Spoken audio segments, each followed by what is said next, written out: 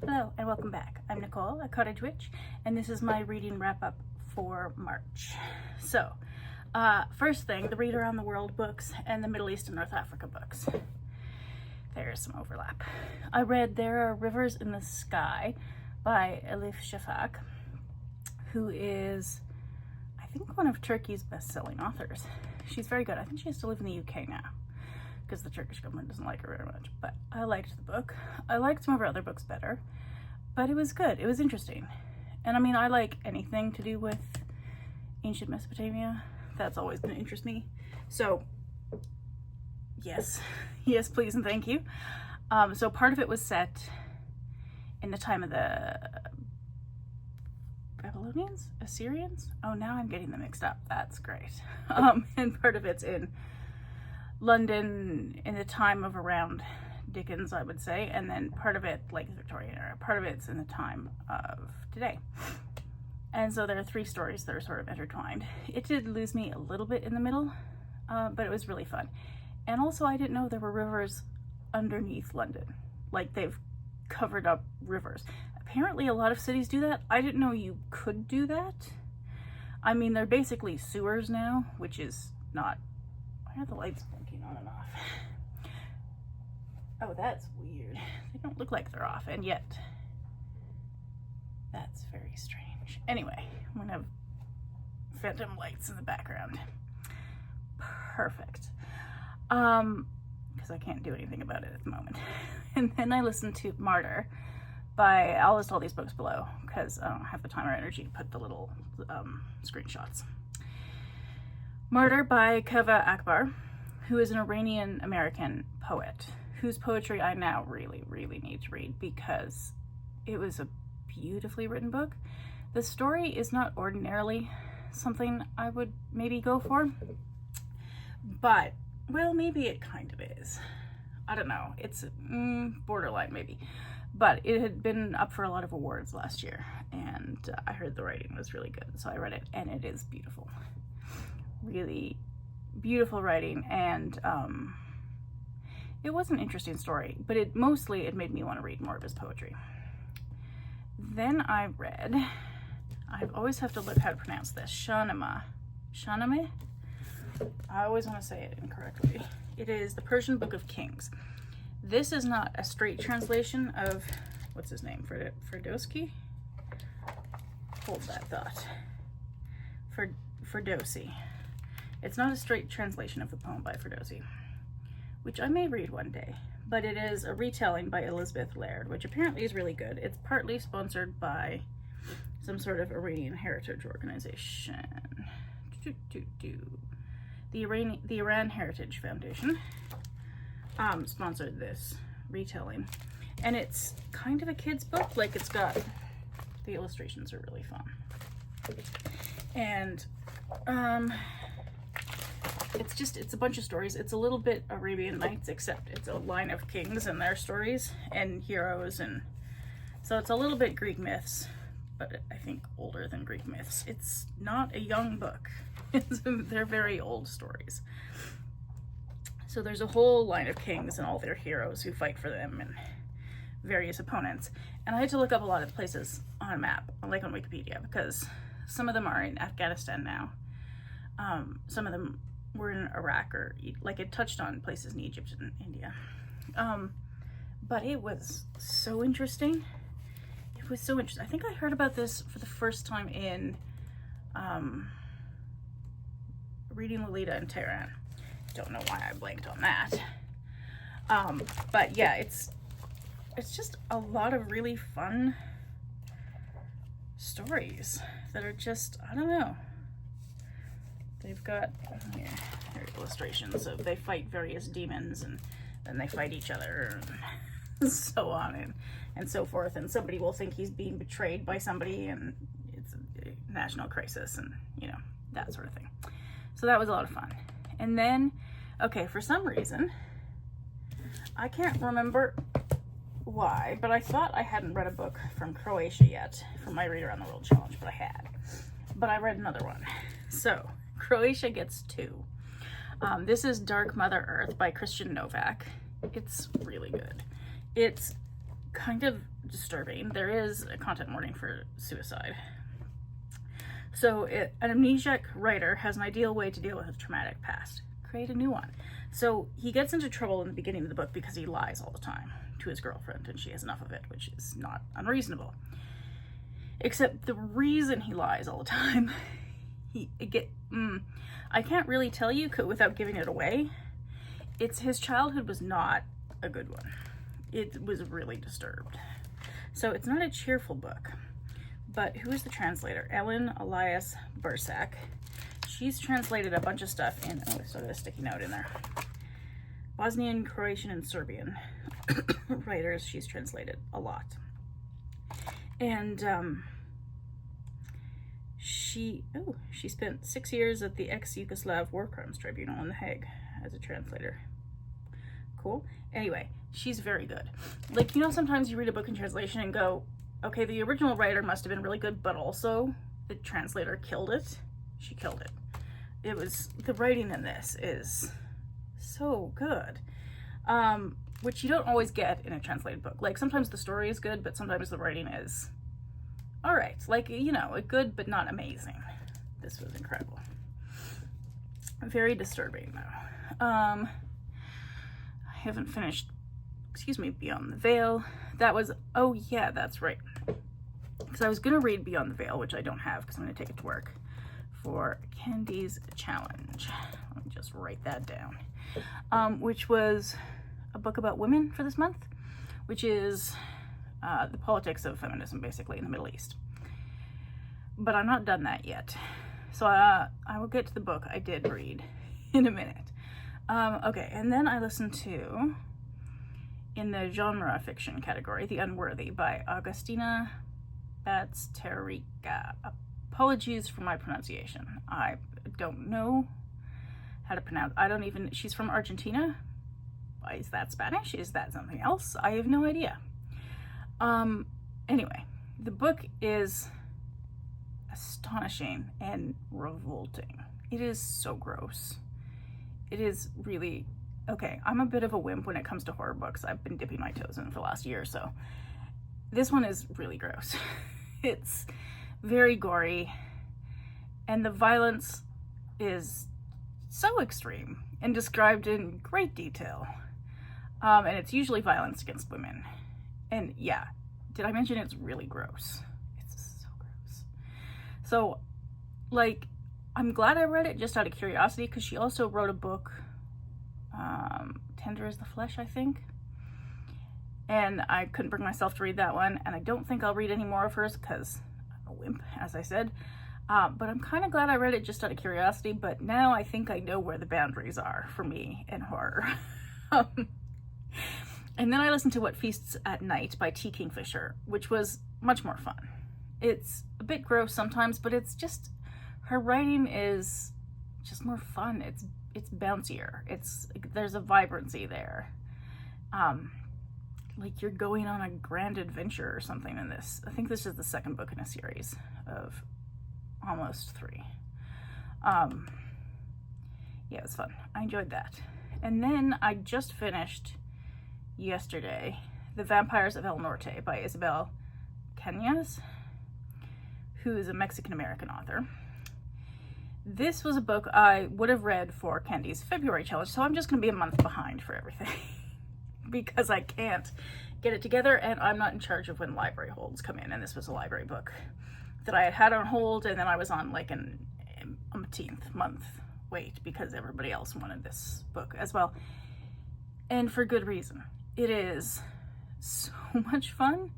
It's so much fun. It's set, I'm not exactly sure where.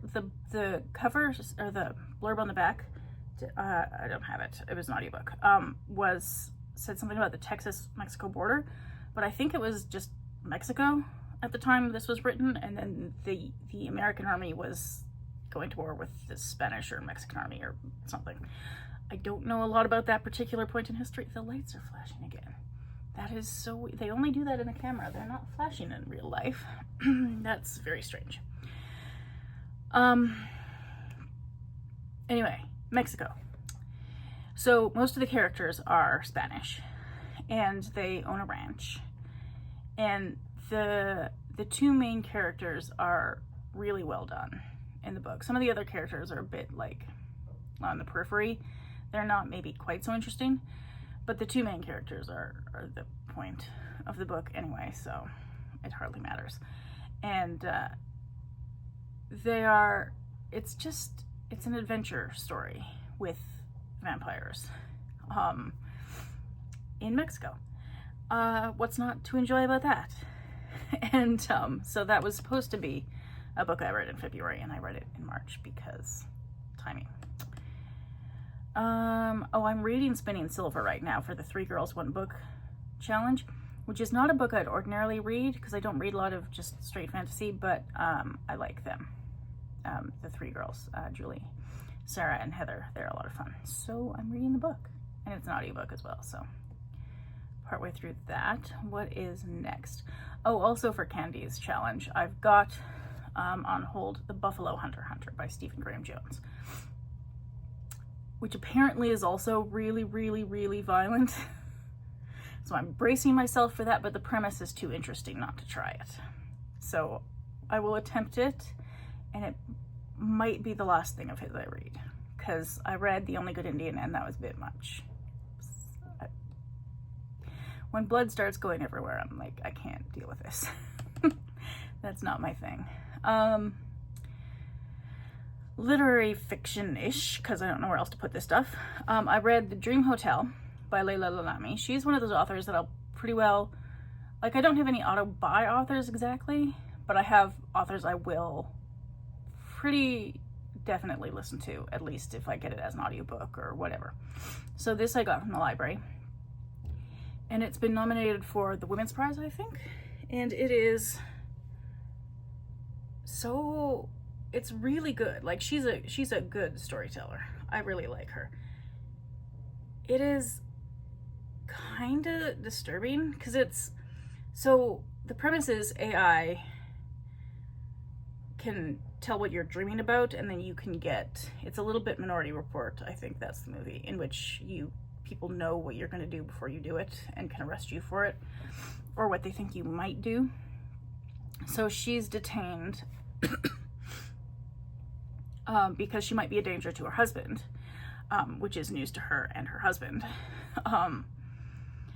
And the experience of reading the book is really frustrating, because you really feel how frustrated it would be to be stopped at the border for no good reason, which seems to be happening to a lot of people at the moment, and just severely mistreated because of stupid, bigoted reasons. And then also, once she is confined to this, what do they call it? A retention center, I think? Because they're not charged with anything, but they can't leave.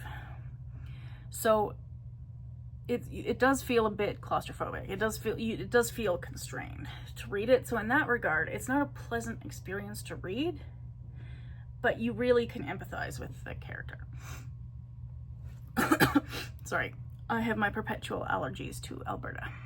Oh yeah, I started reading Ulysses again this month. I really got to get going on that, because that book is going to take me possibly years at this point, at the rate I'm going.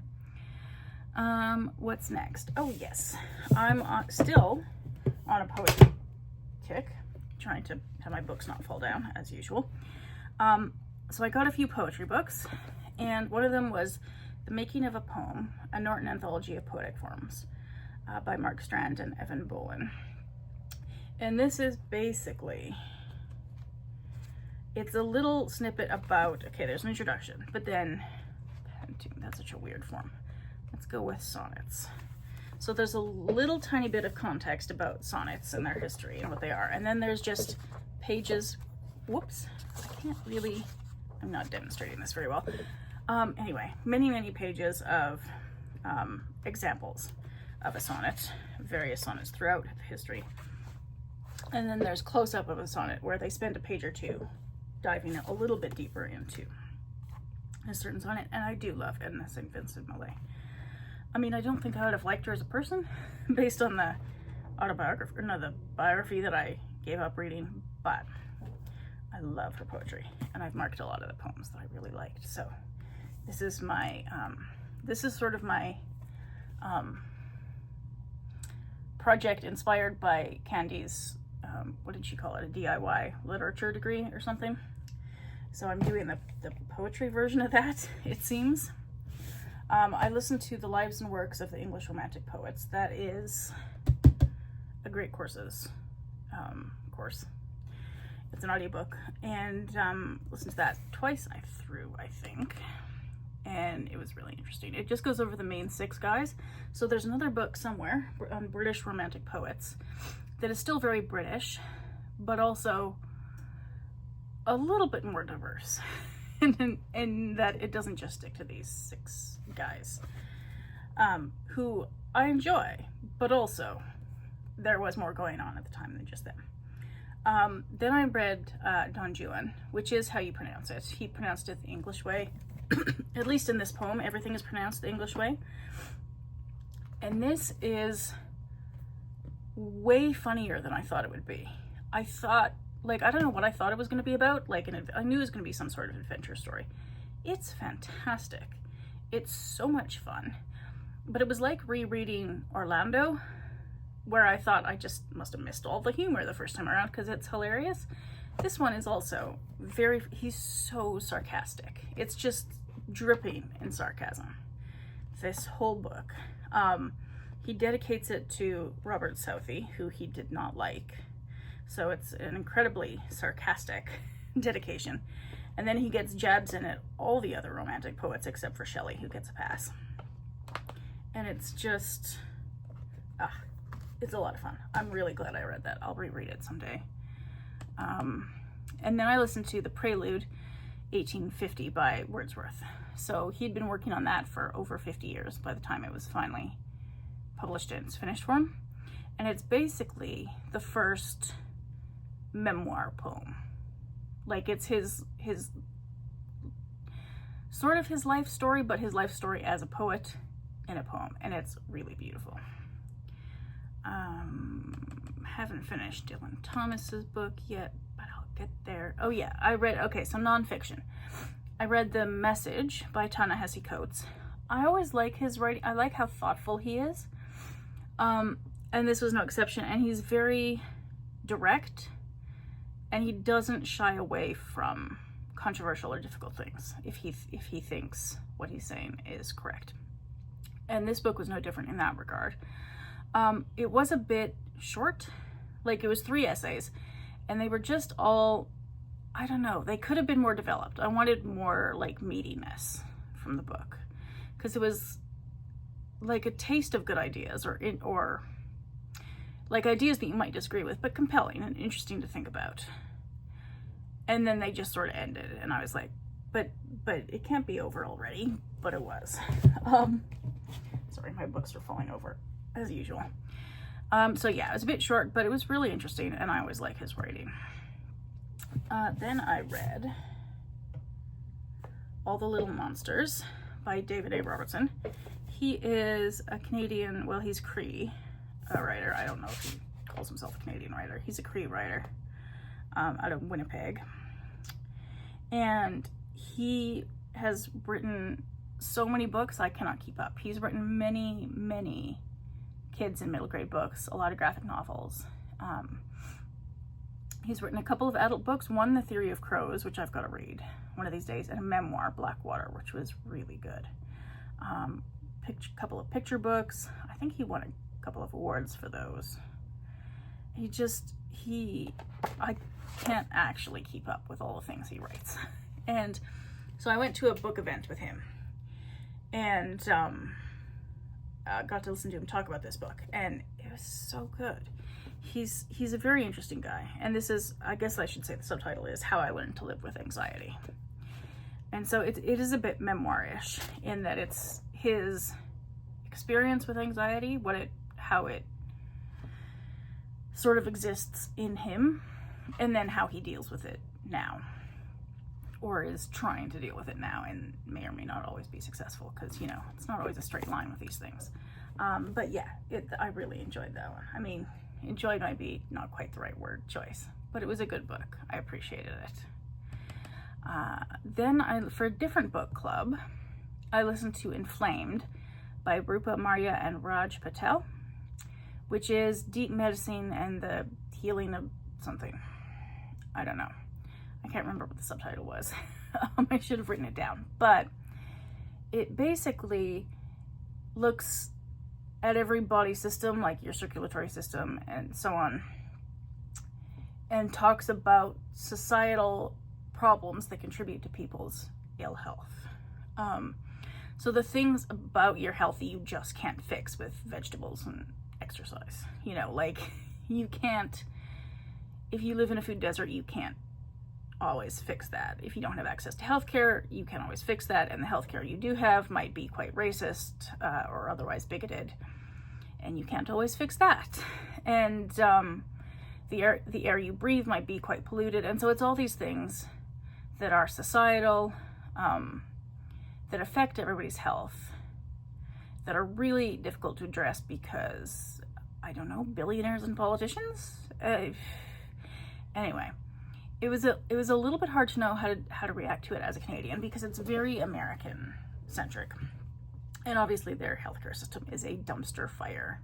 And let's not do that in Alberta, okay? Thank you. Because I would be dead if I was American. I can recognize that. Like, when they say they want to completely dismantle the American healthcare system, I kind of get it because I would be dead. And I can recognize that a lot of the same problems exist in the Canadian healthcare system.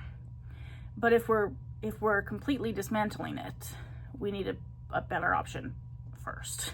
Or at the same time as the dismantling is happening, because without the healthcare system that we have, even though I could complain about it for days. I won't bore you with that, but I really could. There are so many problems with it, and yet I'm not dead yet. So, like, I don't know. It's a bit hard to know how to react because I know the Canadian healthcare system is much better in many ways than the American one. Unless you're rich, in which case you can do whatever you want, wherever you want. Most people don't fall into that category. So we're stuck with what we've got wherever we're at.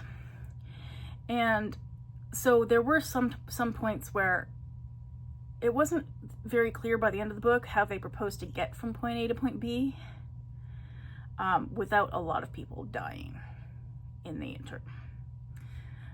So that would be the one area where I would have liked more development in the book, like okay, these are all the things that are wrong. There was a snippet of how it could be based on what were the protests called at that pipeline in, I want to say one of the Dakotas, the access pipeline, whatever that was. When there were protests there, they had a health center where Indigenous people had access to some of the best healthcare they'd ever had access to in their lives.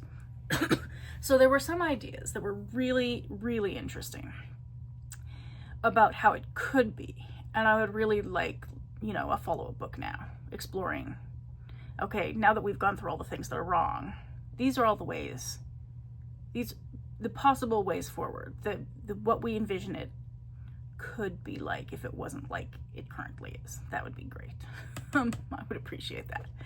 I don't know how to do that, so somebody else is going to have to do that at some point. And then I listened to Star-Spangled Jesus by April A. Joy. And I follow her on Instagram, and that's how I found out about this book. Because I follow a lot of people who either are Christian or used to be Christian, but have gone through some sort of deconstruction process where they looked at the current state of Christianity in North America, particularly in the States, but also in Canada, and went, not sold on this. And I think April A. Joy is still, or however you say her last name, I think she might still be a Christian, so it's not like you have to lose your faith altogether. But she looked at the Christian nationalist version and started to see these very serious problems with it.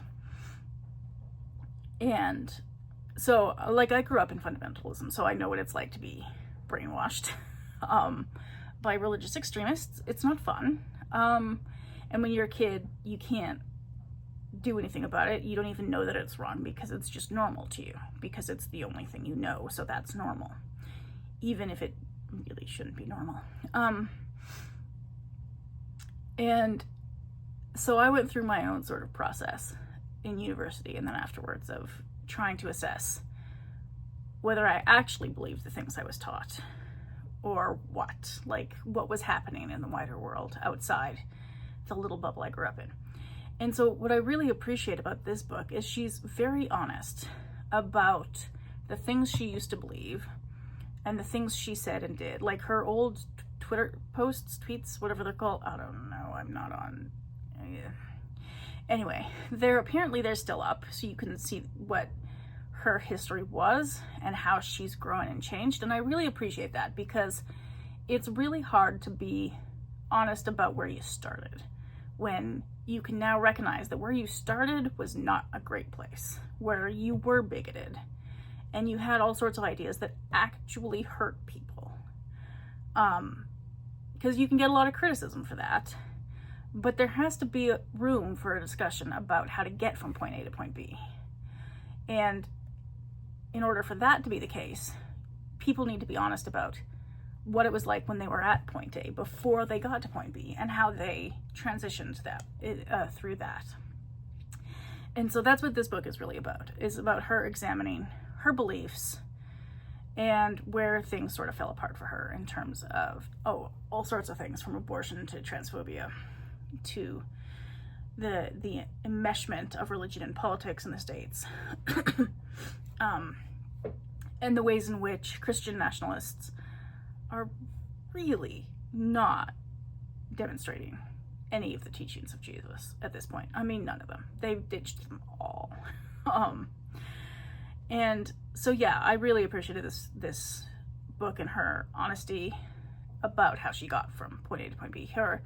She talked about her brother coming out to her as gay at one point, and her husband her spouse, is, I think, non-binary. I could be mistaken. They might use another term, I'm not sure.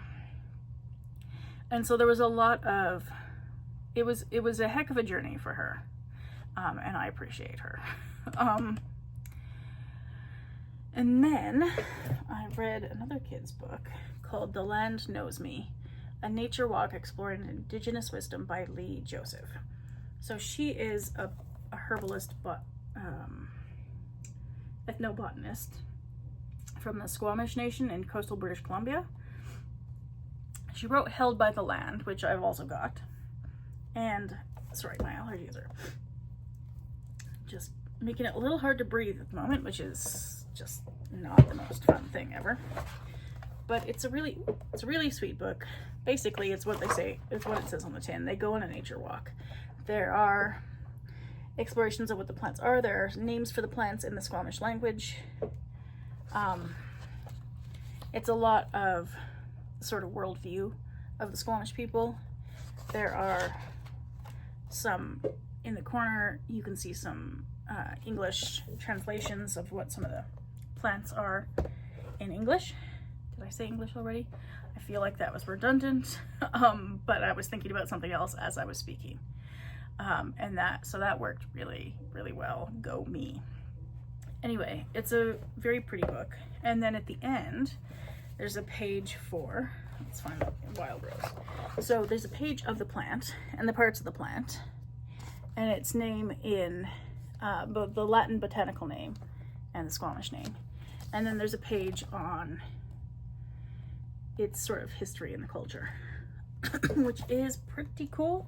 And then it's got wild rose calque, petal sun tea, which, for goodness sake, if I could breathe, that would be great. Oh, here's a crab apple. I do love, where did the crab apple go?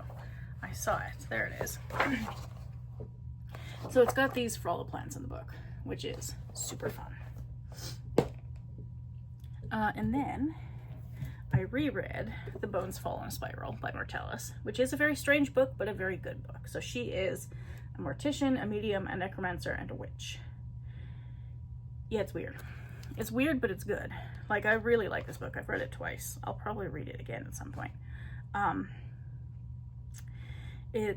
So she has a bit about what necromancy even is, because, you know, it's a dark, scary word and people have opinions.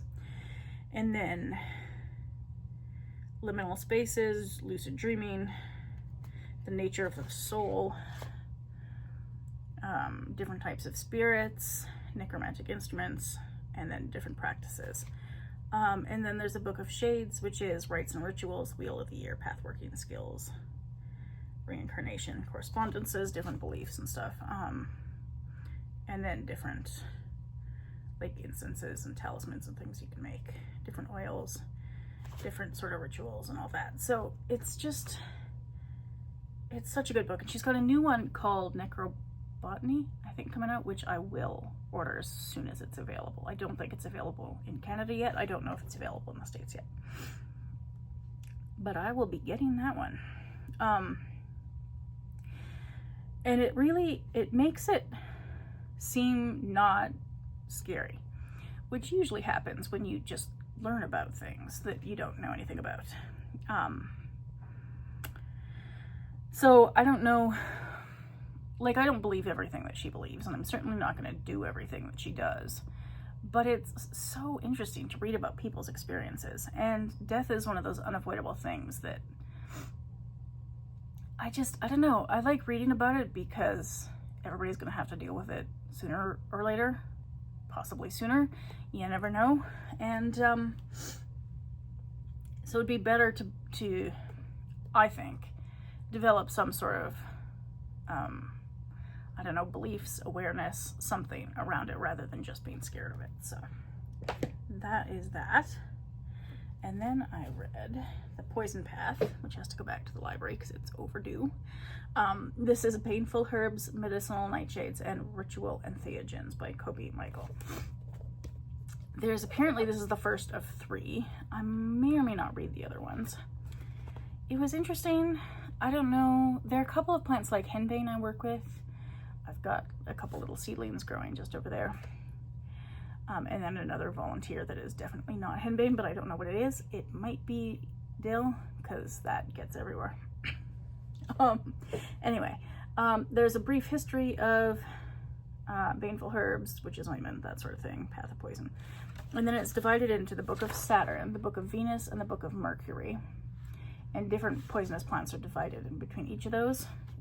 And so it'll have a section on each plant. It's sort of, if it has any cosmology, if it has different associations throughout the years, and then how you might work with it practically. You do have to be outrageously careful because these things, a lot of them can kill you. So, you know, don't do anything stupid. And then walking the crooked path. Like if you want to prepare any formulations or garden them or anything like that, there's some information at the back as well for that. So that was pretty interesting. And then I finally finished our tarot guidebook. So this is the one I'm counting for Candy's challenge for March, which is about women, because this is basically 78 mini biographies of just astonishing women from all around the world. Now, I do not like all of these women, but I think they fit all of the cards. Like this Sarah Shipman did an incredible job putting these cards together. I have the cards kicking around here somewhere, and I can actually use them now because I know who all these people, at least have a vague idea of who all these people are. Like some of them, okay, Sojourner Truth, I know who she is. Dorothea Dix, I have like only a vague idea. So if I pulled this card, I might have to look her up again in the book, but at least I've gotten through it and the names are not like completely unfamiliar to me. So that was the goal. So that was lovely. And then I read, okay, in the language study department, I finished, it only took me 2 months.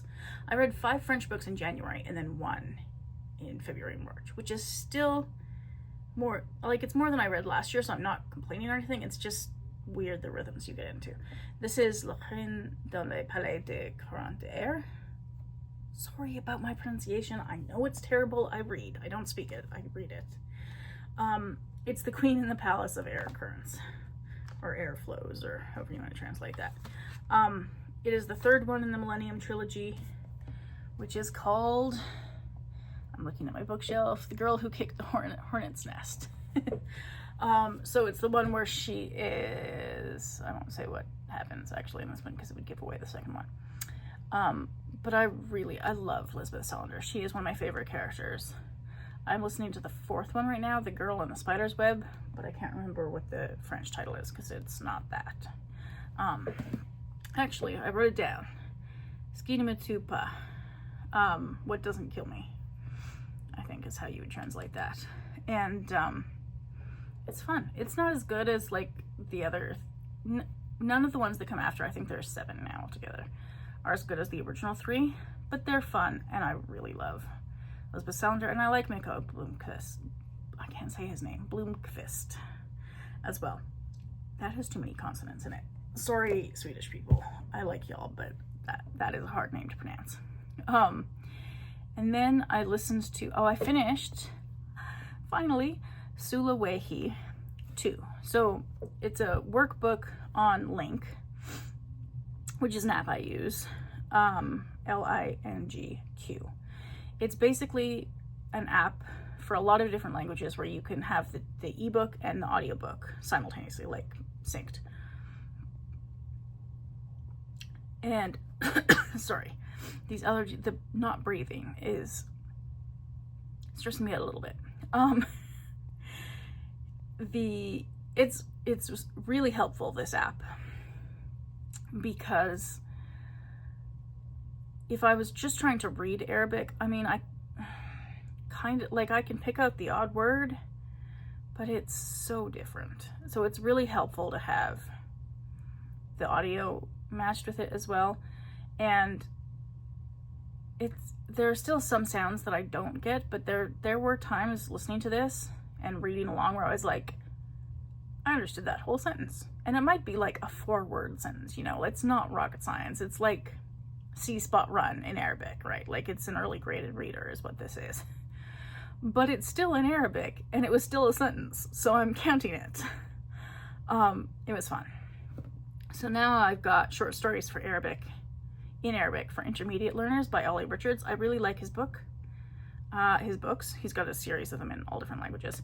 It's not really intermediate. It's the same stories as the beginner books in all the other languages. It's just that the script is different, so they called it intermediate.